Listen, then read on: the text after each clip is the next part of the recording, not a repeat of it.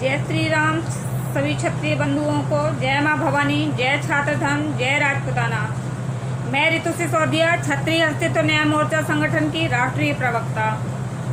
मित्रों, आप सभी क्षत्रिय समाज से ये कहना चाहती हूँ कि अब वक्त आ गया है कि हम एक छत्र के नीचे संगठित हो जाएं, क्योंकि इस लोकतंत्र में सभी धर्म जाति के लोग निवास करते हैं, किंतु हमारा समाज ऐसा है जो दिन प्रतिदिन पिछड़ता ही जा रहा है। आज़ादी के बाद से लगातार हमारा पतन हुआ, सामाजिक पतन हुआ, आर्थिक पतन हुआ, ऐतिहासिक पतन हुआ, किंतु हमारे समाज ने अपनी चुप्पी नहीं तोड़ी।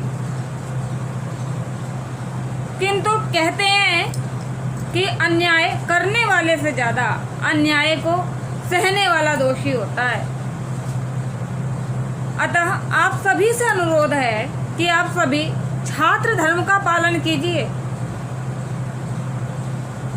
क्योंकि जब छात्र धर्म का आप पालन करेंगे तो छात्र से ही सनातन संस्कृति का भी प्रचार प्रसार होगा, साथ ही हमारे सनातन को भी उत्थान मिलेगा और सनातन को भी बढ़ावा मिलेगा।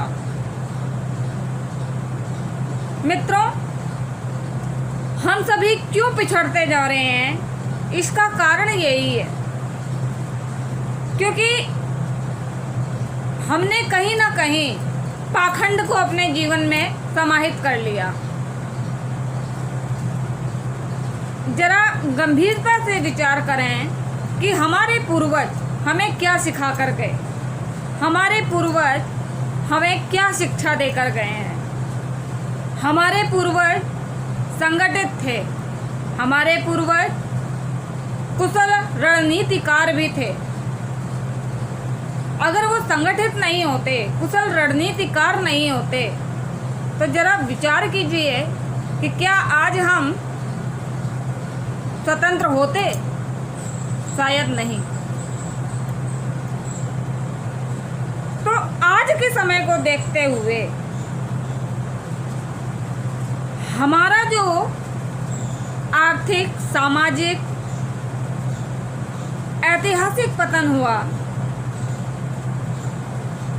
उसको चिंतन करते हुए हमें अपने अस्तित्व के बचाव में संगठित होना ही पड़ेगा, क्योंकि वैसे भी हम अपने पतन के आखिरी चरण में हैं। लगातार 73 वर्षों से, जब से देश आज़ाद हुआ, तब से लगातार हमारा सिर्फ और सिर्फ पतन ही हुआ है। मुझे नहीं लगता कि हमारे समाज का उत्थान हुआ। बाकी सर्व समाज का उत्थान हुआ, इसमें कोई दो राय नहीं, किंतु सर्व समाज का उत्थान कैसे हुआ? उस सर्व समाज का उत्थान तब हुआ क्योंकि जिस जाति वर्ग से जो नेता आया, जो राजा बना, उस जाति वर्ग के राजा ने अपने जाति वर्ग के लोगों के लिए कुछ ना कुछ किया, उनके उत्थान के लिए। और हमने क्या किया? हमारे सर्व समाज ने सिर्फ इस उम्मीद से उन्हें समर्थन दिया, सपोर्ट दिया, उन्हें ऊंचाई पर पहुंचाया, ताकि हमारे विषय में भी वो आत्मचिंतन करें, मनन करें और हमारे लिए भी कुछ योजनाएं निकालें। किंतु ऐसा इस लोकतंत्र में तो नहीं हुआ। हाँ, हमारे पूर्वज राजतंत्र में जो भी करके गए थे, जो भी इतिहास बनाया, वो राजतंत्र में बनाया। तो कहीं ना कहीं हमारे समाज का पतन इस कारण भी हुआ क्योंकि हम संगठित नहीं थे। दूसरी बात, संगठित होने के साथ साथ हमारे समाज को भी धर्म का अनुसरण करना चाहिए और अधर्म का त्याग करना चाहिए। और धर्म हमें यही कहता है कि ना ही तो अन्याय कीजिए और ना ही तो अन्याय को सही, क्योंकि अन्याय करने वाले से ज़्यादा अन्याय को सहने वाला दोषी होता है। तो जरा सोचिए कि आप आज तक क्यों चुप थे। हम मानते हैं कि क्षत्रिय ही एक ऐसा होता है जो राष्ट्र प्रेमी होता है, जो अपने राष्ट्र से प्रेम करता है, जो अपने समाज से प्रेम करता है, जो 36 कौमों से भाईचारा निभाता है। किंतु जरा चिंतन कीजिए मित्रों कि भाईचारा भी तो हमें उसी से निभाना चाहिए जो हमारे साथ भी भाईचारा निभाए। इन 73 सालों में हमने तो सर्वजन हिताय सर्वजन सुखाय के आशय से ही सभी को समर्थन दिया, सभी को सपोर्ट किया, सभी को ऊंचाइयों पर पहुंचने के लिए अपना पूर्ण योगदान दिया। किंतु हमें इस लोकतंत्र ने क्या दिया, बताएं जरा। मुझे नहीं लगता कि सिवाय पतन के हमें इस लोकतंत्र में कुछ भी मिला है।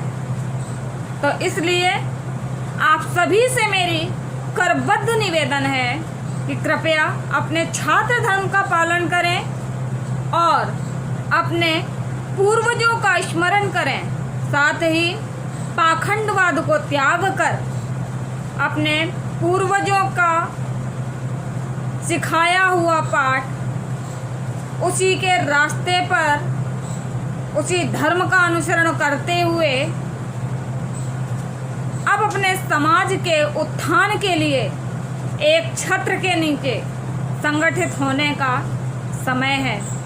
क्योंकि जो भी इतिहास हमारे पूर्वजों ने बनाया उसे सिर्फ और सिर्फ राजतंत्र में बना, जो हमारे पूर्वजों की देन थी।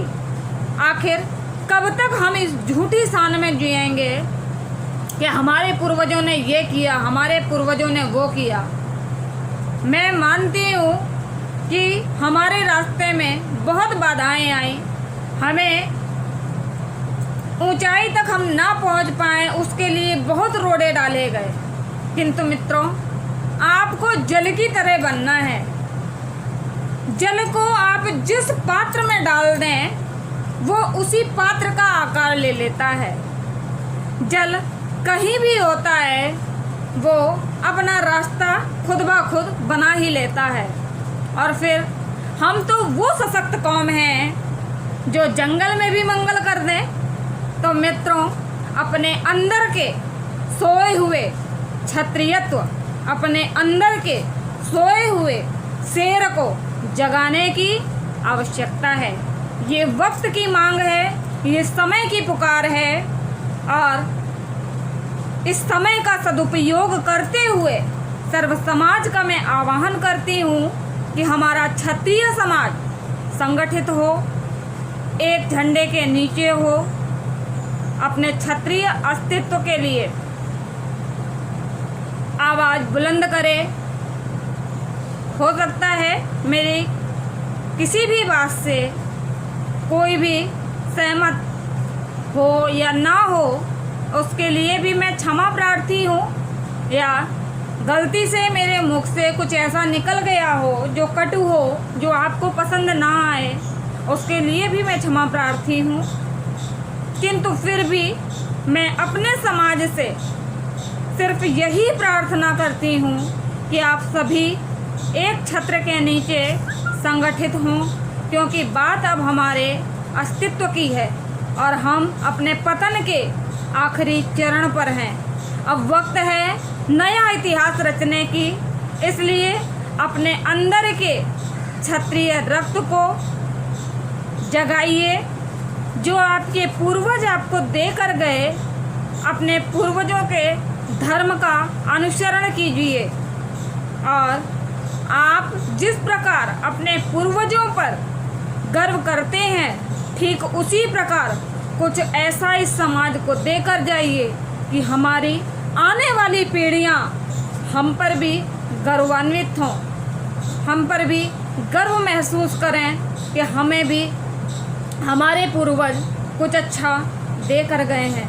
कहीं ऐसा ना हो कि हमारी चुप्पी की वजह से हमारी आने वाली पीढ़ियों को दयनीय हालत से गुजरना पड़े।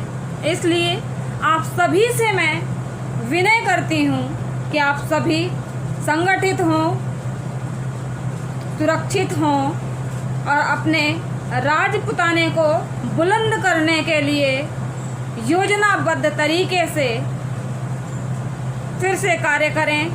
राजपुताना एक बार फिर से बुलंद हो, हमारी आने वाली पीढ़ियां हमसे गौरवान्वित हों, नया इतिहास हम पुनः रच कर जाएं। जय भवानी, जय राजपुताना। कोई भी भूल चूक हुई हो उसके लिए क्षमा प्रार्थी हूँ सर्व समाज से। जय छात्र धर्म। सभी लोग छात्र धर्म का अनुसरण कीजिए, पाखंडवाद का त्याग कीजिए। हर हर महादेव। जय एकलिंगी नाथ जी।